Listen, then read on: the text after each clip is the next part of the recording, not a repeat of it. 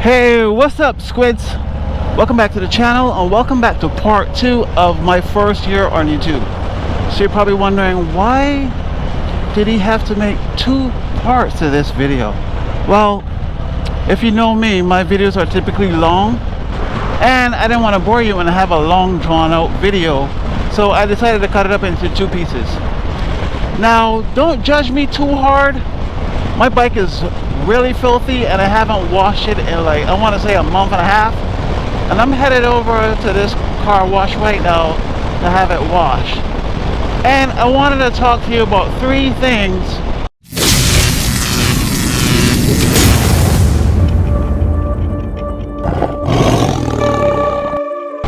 One, I want to apologize for my video, posting videos just to please the YouTube algorithm.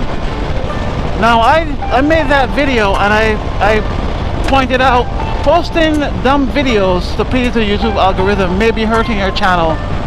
So I want to apologize for that video, and I want to say I was wrong. Or was I?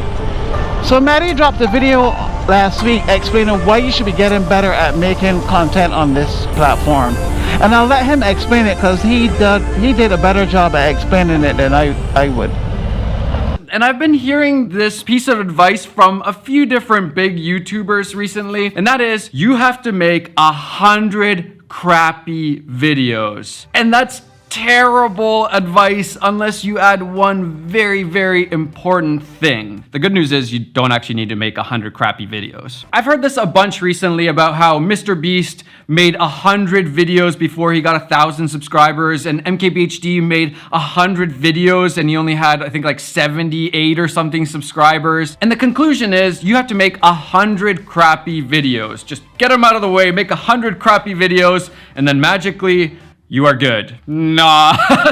There's 100% truth to this, but it's missing one important thing. If your second video isn't less crappy than your first video, and if your 30th video isn't less crappy than the 15th video, then by the end of the 100 videos, you're still gonna be making crappy videos. You need to make 100 videos, but each video has to be better and better and better. Now, there's still a lot of truth to this. Everybody makes some crappy videos. Your first video will hopefully be the crappiest video that you ever make in your career. Now, after posting 100 videos, the consensus is that you should be getting better every video. So by the time you reach 100 videos, you should already been way better than you are at number 50, way better than you are at number 30. When you reach 100, you should be way better at making videos than you were at 99, if you get the point here, what I'm trying to say. Like I said in my last video, I am getting better. There are improvements. There is a 1% improvement every video. And this is how all of us should be. Think of it like, okay, so YouTube for some of us is a hobby. So think of it like this. You play golf as a hobby. After you go practicing golf for, let's say, a year, do you still want to suck the same way you were at month 1 or month 2? No, you want to get better at playing golf. You don't want to still suck the same way when you first started. So think of it like any hobby. You want to get better at your hobbies. You don't want to suck. And it's the same thing with YouTube. Okay guys, I'm here at the car wash. I may be a little early. Let's find out.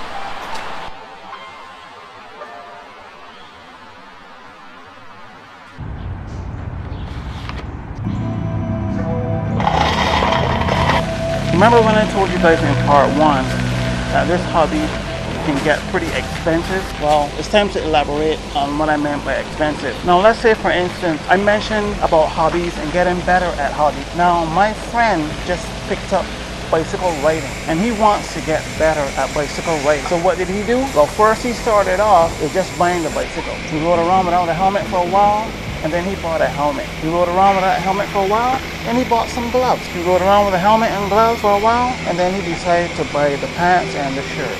So you get where I'm going with this. Every time he got on that bike, something new to make his riding experience a little better. Every time he upgraded to something to help enhance his riding experience. It's like golfing. You go to golf, you buy some clubs. The next week, oh, this was so good. I'm gonna buy a bag to carry these clubs. I'm gonna buy another club. Oh, I gotta get this particular club, this 9 iron, this whatever iron. I don't know anything about golf, but you get what I'm going with this. If you play golf, you know you always need a new club for some reason or whatever. Well, that's the same thing with vlogging. You're like, okay, so I got this GoPro. So when I first started this channel, I started with 2 GoPros. I did to a 3rd GoPro. To a 4th GoPro. When I first started this channel, I started this channel with 2 GoPros. One on my helmet and one on the handlebar. Then I added another GoPro. I put that on the legs. I put that on my feet. Then I added another GoPro for B-roll. And I just kept adding and adding. And the more I add, the more expensive it got. Now GoPros, if you know anything about GoPros, you know GoPros aren't cheap. Especially if you buy the new ones. The new GoPros can run you up to $500 for a new GoPro whenever they come out. And I have the GoPro 8, the 9, and the 10. Well, obviously, you want to upgrade. You want your films, your movies, your videos, or whatever you call yours to be better. So then you upgrade again. I want my videos to be better. In order to make my videos better, I gotta upgrade my equipment. So I keep adding GoPros, I keep adding cameras, I keep adding tripods, monopods, anything to make the channel better. But as I keep adding, my gear gets heavier. So then I'm like, well, I have all this gear and it's getting heavier, but maybe I need lighter gear. So instead of having all this heavy gear, I start downgrading to lighter gear. They're not any cheaper, but they're lighter than the gear I had before. So every time I buy gear now, it's something lighter so I can put on my back. You're riding a motorcycle, you can't carry the same gear that, let's say, Peter McKinnon or Matti would carry on one of their travel vlogs, or even when they're just leaving home to go somewhere to film something. Their gear is pretty heavy. They have it in a big backpack and they're in a truck or a car. I'm on my motorcycle. I gotta keep downgrading, not downgrading, but I gotta keep buying gear that's lighter, more compact.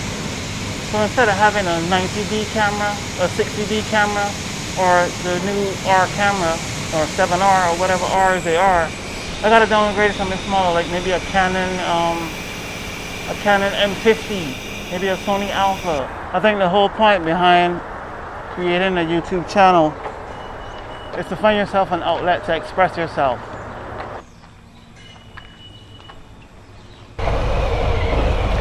Alright guys, she's cleaned, all dried up.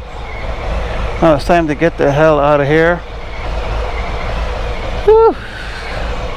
It's bloody hot outside now too.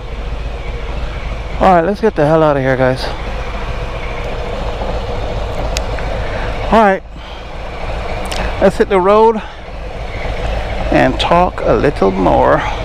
So in part 2, hey, hold on.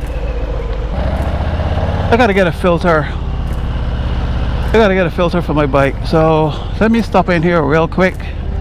Now that they're open, see if I get a filter for this bike.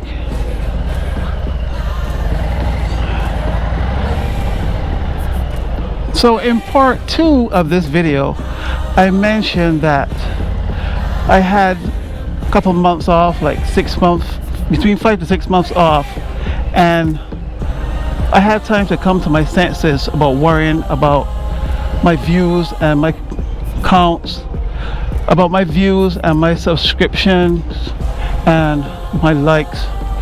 I stopped worrying about it, and here's one of the big things that made me stop worrying about it. When you go to channels like Peter McKinnon and the same Matti that's in this video, that I referenced to his video, you look at their subscription count. Like, Peter McKinnon has 5 million subscribers. Matti has 1 million subscribers.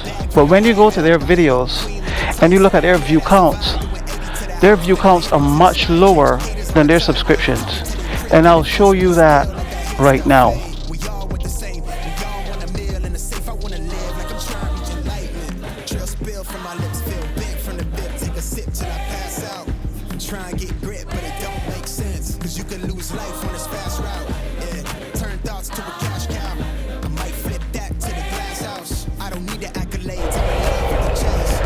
Alright guys, I just went into Keystone Harley and they don't have the air filter for the bike.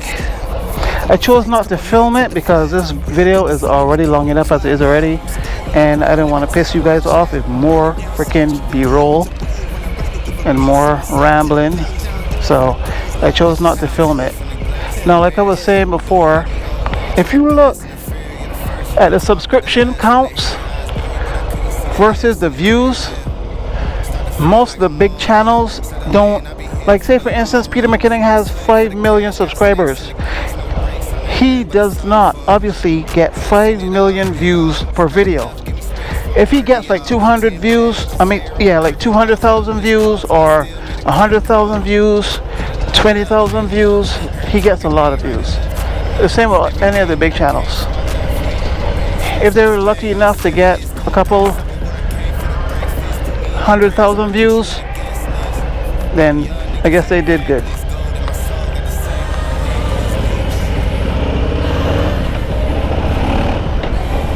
So who am I with my small channel to be complaining about views? That's what made me take a step back and be like, you know what? Why am I complaining? I got less than 200 subscribers on my channel, and I'm complaining I didn't get 1,000 views on a video or 500 views on a video. While people out here, creators out here with 5 million, 1 million, 2 million subscribers, they're lucky if they get 22,000 views, 200,000 views. So I say, you know what? Dude, you need to relax. You need to take a step back, bro. You need to chill. So yeah, dude, I'm chill now. I took a reality pill and a chill pill, and I'm like, bro, I ain't shit compared to these other guys. Who am I to be complaining about views? Alright guys, woo. I'm gonna wrap her up here, and I want to thank you all for watching. If you made it this far into another one, I want to thank you all. I appreciate you guys.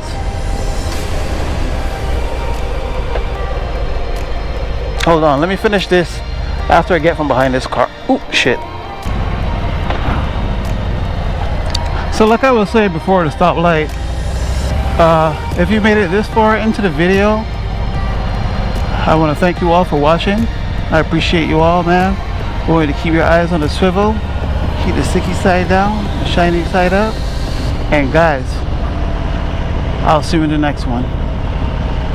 Peace.